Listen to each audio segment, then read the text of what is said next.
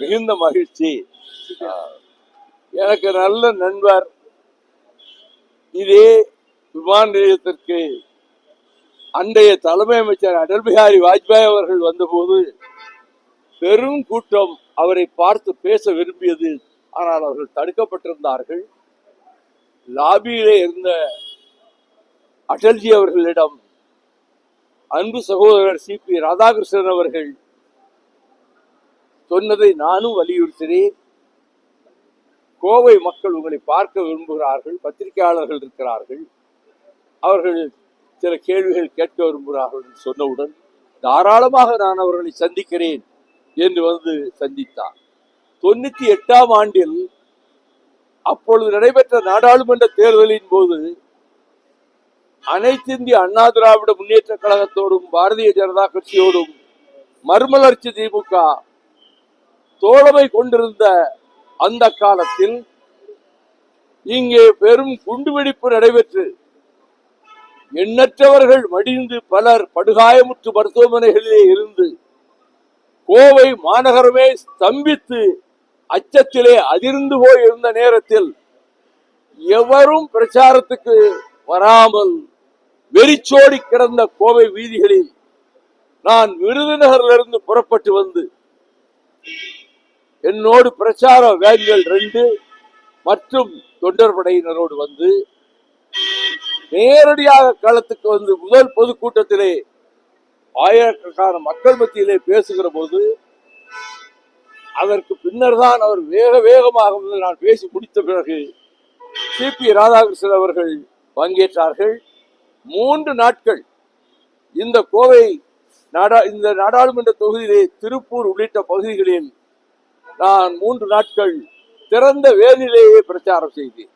கோட்டைமேட்டுக்கு போகிற போது போலீசார் டிஐஜியும் எஸ்பியும் நீங்கள் போகக்கூடாது, பதட்டமாக இருக்கிறது கோட்டைமேடு, ஆகவே கல்வீச்சு நடக்கும், கலவரம் நடக்கும், நீங்கள் அங்கே பேச போகக்கூடாது, மற்ற இடங்களுக்கு செல்லுங்கள் என்ற போது நானே பேச அஞ்சிக் கொண்டு போய்விட்டேன் என்று சொன்னால் பிரச்சாரத்தை எப்படி நடத்துவது?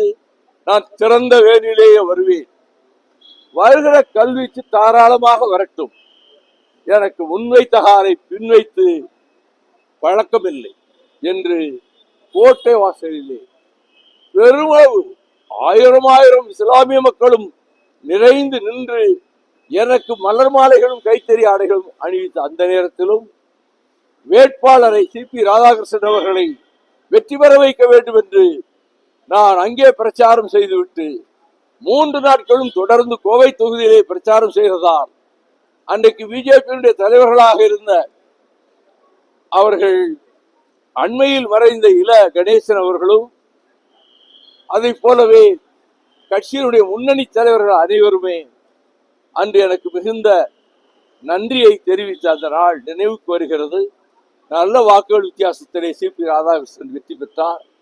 மும்பை ஆளுநராக சிறப்பாக பணியாற்றி அவர் அடுத்து நாகாலாந்துக்கு ஒருவேளை ஆளுநராக போகக்கூடும் என்று 2 நாட்களுக்கு முன்னால் ஏடுகள் ஆருடமாக யூகம் தெரிவித்த போது அவர்கள் இந்திய நாட்டினுடைய துணை குடியரசுத் தலைவராக வைஸ் பிரசிடென்ட் ஆஃப் இந்தியா, அவர்தான் ராஜ்யசபாவுக்கும் சேர்மன், வைஸ் பிரசிடென்ட் தான் மாநிலங்களவைக்கும் அவைத்தலைவர்.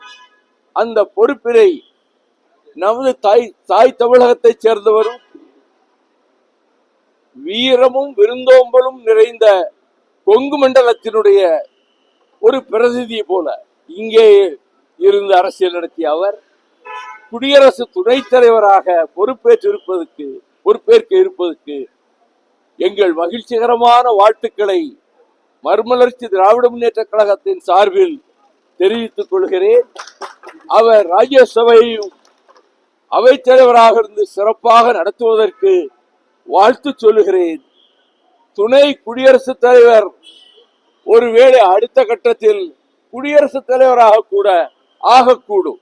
எனவே கட்சி எல்லைகளை கடந்து நம் தாய் தமிழகத்தினுடைய ஒரு தமிழர், நல்ல பண்பாளர், கட்சி எல்லைகளை கடந்த அனைவரையும் மதிக்கக்கூடிய சிபிஆர் அவர்கள் துணை குடியரசுத் தலைவராக பொறுப்பேற்க இருப்பதை உணர்ந்து எங்கள் வாழ்த்துக்களை, பாராட்டுக்களை மறுமலர்ச்சி திராவிட முன்னேற்ற கழகத்தின் சார்பில் தெரிவித்துக் கொள்கிறேன்.